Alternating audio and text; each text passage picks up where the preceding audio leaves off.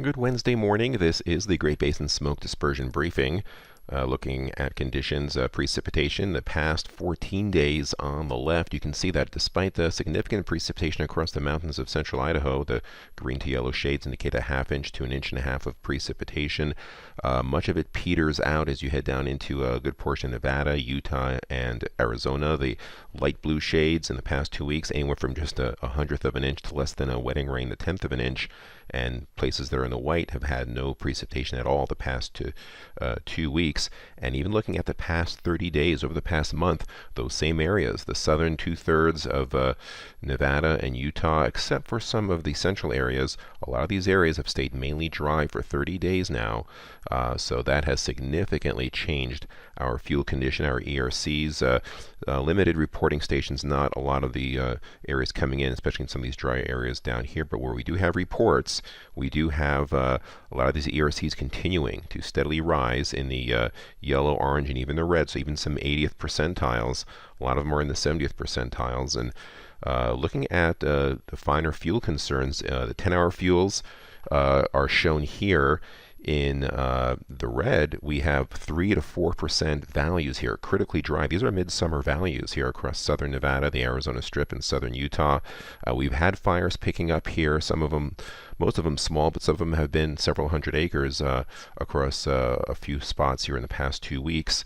Even the 100-hour fuels, a lot of these areas are in the this orange shade through here, which indicates 100-hour fuels of 6 to 10%.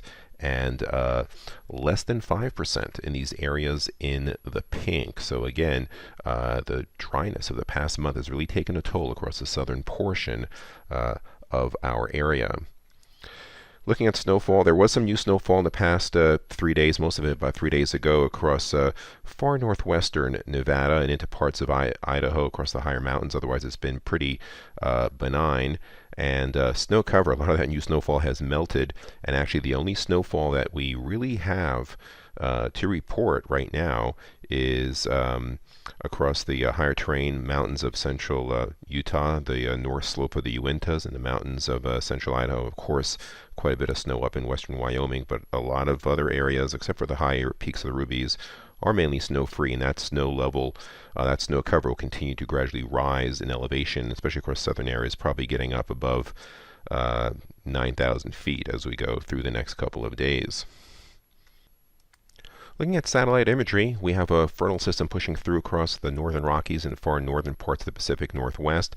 Strong high pressure over the eastern Pacific region into California, and it's this high pressure ridge which will gradually build and continue to actually increase our warmth and dryness over the next couple of days. You see no clouds through here really, and we don't expect much cloud cover or moisture for the next several days. So taking a look at the upper level maps for later today, you can see that high pressure building in along the west coast.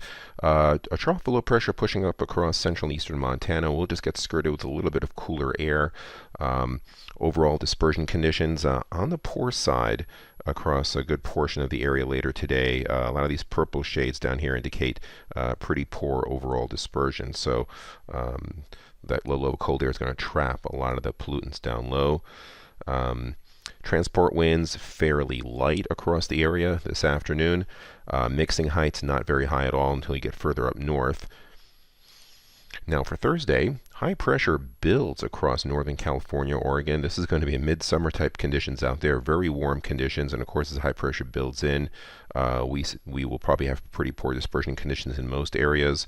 And even though we're further away from high pressure here across Utah, especially eastern Utah, the low-level cold air will continue to maintain morning inversions well into the afternoon hours. You can see the transport winds picking up a bit out of the north across Utah, so they'll be on the stronger side, but we'll see how mixing heights kind of coincide with that. Now on Friday, we do notice that overall, we do see that high pressure ridge continues to build across the area. We have northerly flow across the eastern portion of the area, so really not much change of that or the ventilation index. Friday's winds will diminish a little bit through here, and really the mixing heights overall not too great as well. Looking at the clearing index for Utah, also talks about ventilation. The lower colors are in the purple and blue. The better colors for dispersion are in the orange and red. You can see overall pretty poor dispersion today. Increases a bit Thursday afternoon, especially across the higher terrain areas. That should be the best ventilation for burning. Decreases again on Friday as winds diminish and low-level cold air pushes in. Very little in the way of precipitation across the region. Most of it stays well off to our east, so we stay dry. And that dry pattern continues into Saturday. Strong high pressure overhead, warm and dry. Dispersion conditions under that high remain fairly poor. Sunday, that high breaks down a little bit. There's a weak shortwave coming through. Not enough to cause any significant precipitation, but just enough to maybe buckle things a little bit. Wind flow overall stays basically kind of an easterly direction across parts of these areas through here. And as we go into Monday, we do notice that another cold front comes through. It's a drier one.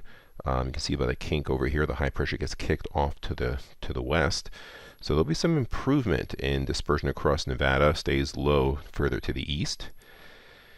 And then on Tuesday, that high pressure still lingers along the west coast, so warming up and drying out again across Nevada. So all these tannish shades through here indicate very dry conditions in the atmosphere. So again, those areas that have been very dry, as we saw in the fields earlier on, will remain dry as we go through the entire 7-day period. Precipitation, not much at all expected. Looking down the road, the 8 to 14-day outlook, November 1st through the 7th, we do see a cooling trend to the north, staying very warm across southern areas, especially the Arizona Strip and southern Utah. There is a bit more of a wetness signal across those areas as well, so there could be one or two wetter trough passages. We'll see how that plays out. But overall, we don't see any significant break in the pattern. This concludes our briefing. Have a great day. Next briefing will be coming up Friday morning.